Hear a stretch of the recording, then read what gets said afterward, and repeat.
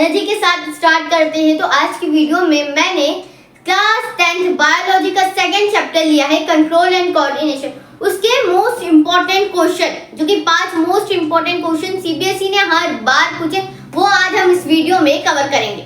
चलो डिस्कस करते हैं फर्स्ट क्वेश्चन के साथ। Mention the function of adrenaline hormone. ठीक है, तो देखो ये जितने भी क्वेश्चन मैंने इस वीडियो में लिए हैं, ये क्वेश्चन हर बार सीबीएसई रिपीट तो करती है, बट क्वेश्चन चेंज हो सकता है बट टॉपिक नहीं। जैसे कि हमारा फर्स्ट क्वेश्चन है mention the function of adrenaline hormone. तो देखो क्वेश्चन ऐसे चेंज हो सकता है कि एड्रेनल ग्लैंड से कौन सा हार्मोन रिलीज होता है और उसके फंक्शन लिखो। ठीक है, तो हमें पता है एड्रेनल ग्लैंड से एड्रेनालिन हार्मोन रिलीज होता है और उसके हमें फंक्शन लिखो। तो देखो क्वेश्चंस चेंज हो सकते हैं बट जो टॉपिक है वो यही रहेगा। ठीक है ना, तो हम इसको डिस्कस करते हैं function of adrenaline hormone. Adrenaline hormone को हम सबसे पहले क्या बोलते हैं और कौन सा हार्मोन है ये? फ्लाइट और फाइट हार्मोन। इसे बोल सकते हैं फ्लाइट और फाइट। क्यों? क्योंकि ये इमरजेंसी कंडीशन में हमारी बॉडी को प्रिपेयर करता है उस कंडीशन से डील करने के लिए, या फिर हम बोल सकते हैं कि स्ट्रेसफुल कंडीशन में ये रिलीज होता है और हमारी बॉडी को ताकत देता है कि हम उस चीज से डील कर सके।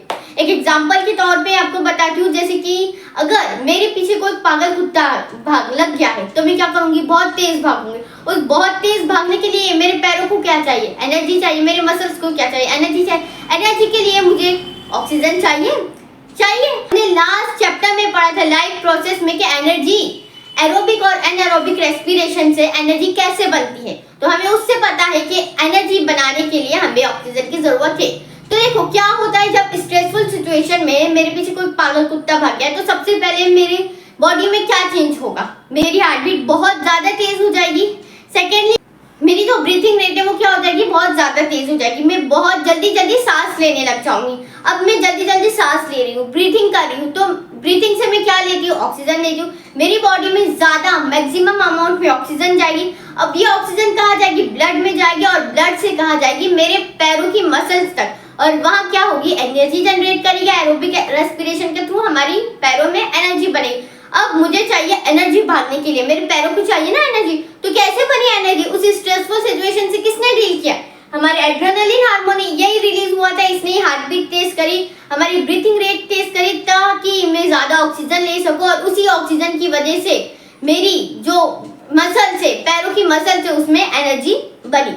ठीक है, ओके। तो चलो सेकंड क्वेश्चन की तरफ। Draw diagram of neuron and label the part. First part है इसका वेयर इंफॉर्मेशन इज एक्वायर्ड, कहां से इंफॉर्मेशन आती है। सेकंड है do which information travel on electric impulse, electric impulse के थ्रू कहां से हमारी इंफॉर्मेशन ट्रेवल करती है। और थर्ड है where electric impulse can be converted into chemical signals for onward transmission.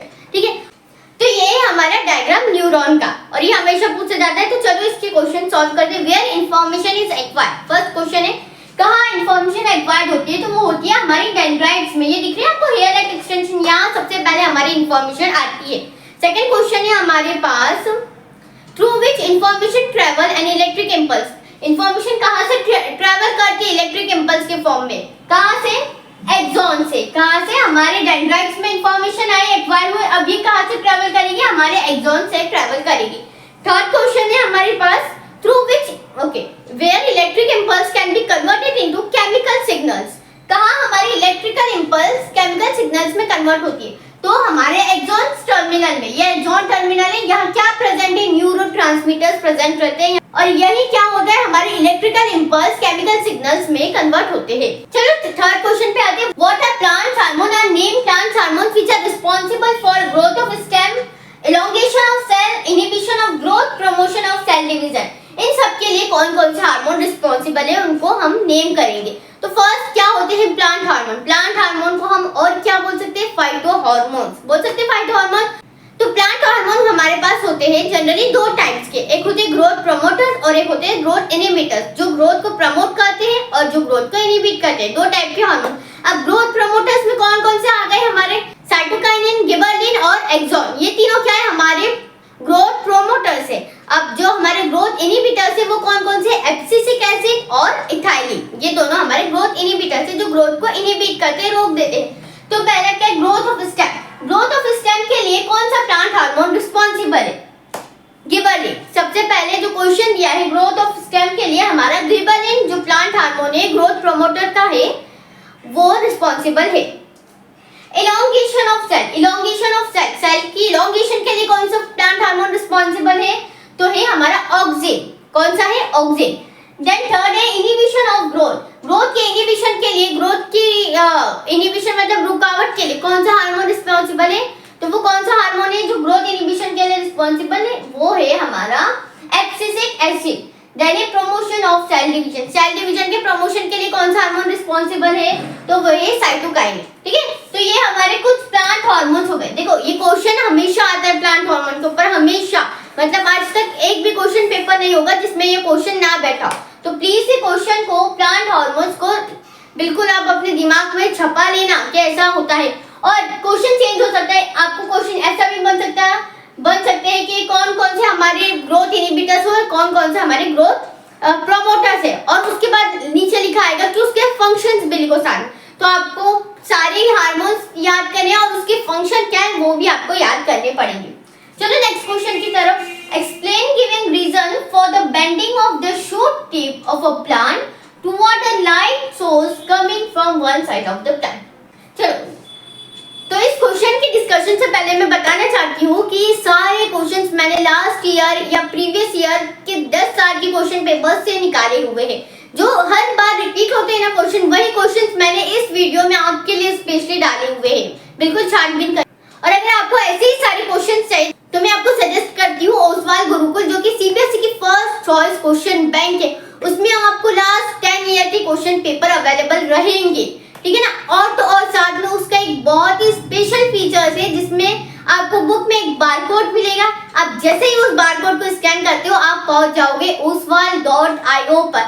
oswal.io में आप अपना बिल्कुल बोर्ड के टाइप प्रिपेयर कर सकते, क्रिएट कर सकते हैं आपका ओन क्वेश्चन पेपर। और जैसे ही आप क्वेश्चन पेपर कंप्लीट करेंगे तो आपके लिए एक इन्विजिलेटर आता है जो कि आपके पूरे क्वेश्चन पेपर को चेक करता है और आपकी कहाँ मिस्टेक है वो आपको बताता है। तो बिल्कुल मैं आप लोगों को सजेस्ट करना चाहूंगी कि ओसवाल गुरुकुल, जो कि सीबीएसई की फर्स्ट चॉइस क्वेश्चन बैंक है, उसके ऊपर आप लोग जाइए एंड बूस्ट योर ग्रेड्स।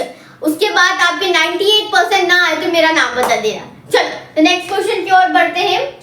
हम इसका एक्सप्लेनेशन देख रहे थे। Explain giving reason for the bending of shoot tips of plant toward a light source coming from one side of the plant.